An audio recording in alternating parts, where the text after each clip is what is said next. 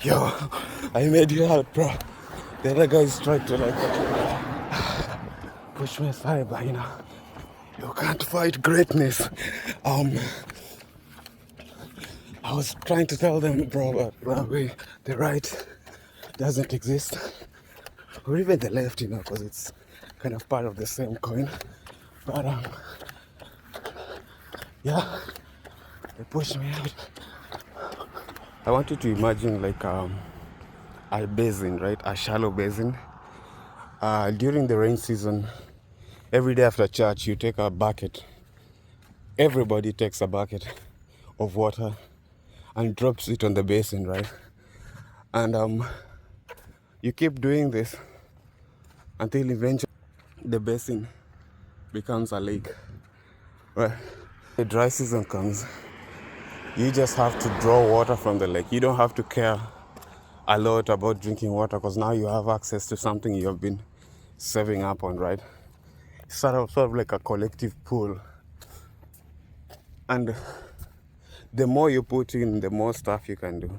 Because the bigger the lake, the bigger the activities. You can swim in it. You can go jet skiing on it. You can even fish in the lake if it's big enough, right? Civilization is like this lake. It's made up of like little additions by everybody, right? Like little buckets of water by everybody brings about the whole thing. Civilization is just kind of like aggregating of all of these individual experiences, right, into one kind of meta experience, one kind of humanity, quote unquote.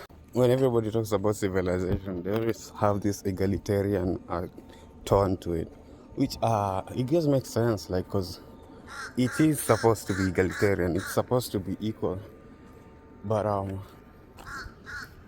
who really like runs the lake, right? Who controls how this lake is used?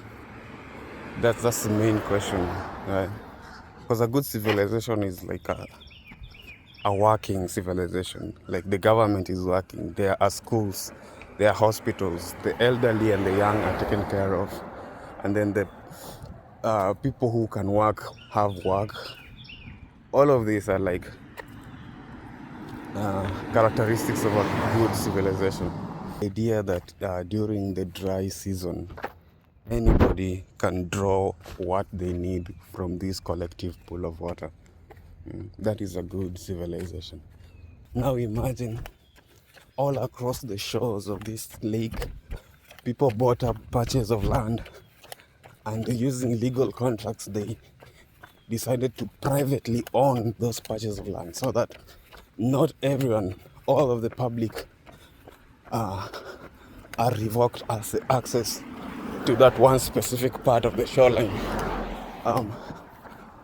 Is this what happens to the collective nature of that lake now? If some parts of the shoreline are private property, everything runs on this pool, right? Since it's a collective pool, it's the one that is used to run every part of what we call the government. The courts that prop up ownership. Bro, the Popo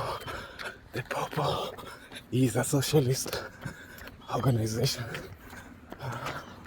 Like even the government structure runs on socialist principles, right? And let's not forget that all the other things, all the other institutions that prop up this legal ownership are part of the lake, right? For ownership to be legal, the courts have to sign it.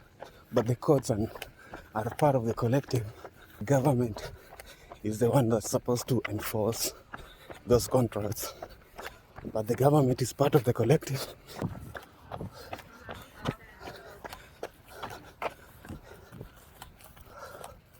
And the police were the ones who are supposed to serve and protect the property, right? They are part of the collective. The collective pool is the one that funds all of these institutions. So these institutions run on collective socialist principles. And that's my main argument. Like, everything about us humans is socialist. So the right doesn't exist. The left also doesn't exist. All of these are just smoke screens that are put there to kind of distract you from the real question. And the real question is, who really owns the shoreline, right? Who owns access to the collective pool? One of the guys was talking about how language is a tool that is used to design the world. And I'm going to show you an example of how that is in this case. You are required to pay taxes, right? It makes it sound as if you owe the government something, right? But like in reality, those taxes are just those buckets of water you are dumping on the lake, right? Like, apart from your whole contribution in life, like all the things you do, there's also the formal part of just adding to the lake, which is this small of bucket that they call tax. So that means what the government does, like the money that the government uses, is your money. You are not required to pay the government something. No, it's the government that is required to do something for you because you have paid it.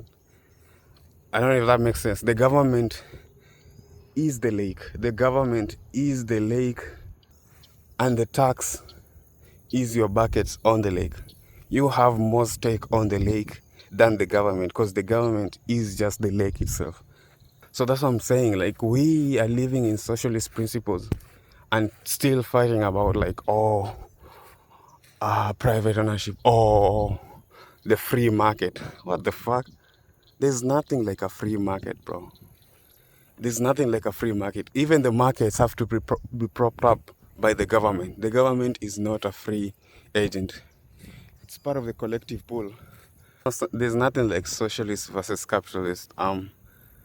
This is just socialism, and capitalism is sort of like a cancer, or sort of like a disease that captures the shore, right?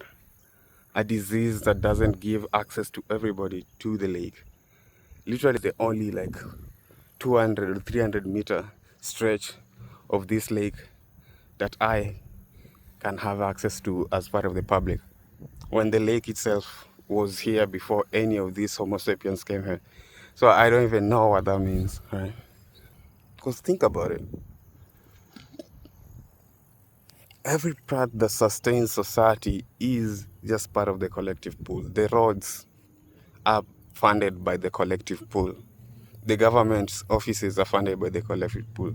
The FDA is funded by the fire departments, bro. Those hot firemen, funded by the collective pool. Like, every part of us except private property. In the comments, you libertarians, capitalists, and right-wingers, tell me one instance in history where the free market existed without any collective infrastructure. Please, I want you to show me an example where capitalism, as you think of it, existed without any collective addition to it.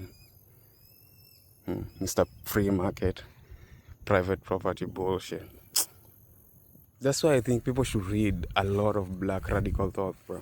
Because this is what was being preached by Kwame Ture, Claudia Jones, the whole doctrine of the Black Panther Party.